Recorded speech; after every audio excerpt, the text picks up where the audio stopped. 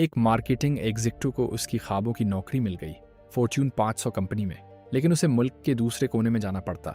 इसी वक्त जब उसकी माँ को डिमेंशिया शुरू हो रहा था, सब ने कहा वो पागल है, फिर भी उसने नौकरी ठुकरा दी।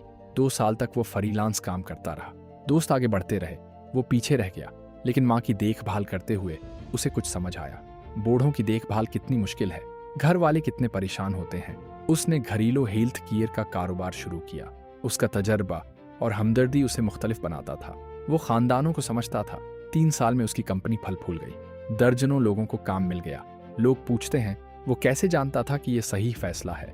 वो कहता है मैं नहीं जानता था, लेकिन मैं जानता था कि माँ को छोड़ना गलत है। कभी कभी दिल की आवाज़ सुनाना सबसे बेहतरीन कारोबारी फैसला होता है।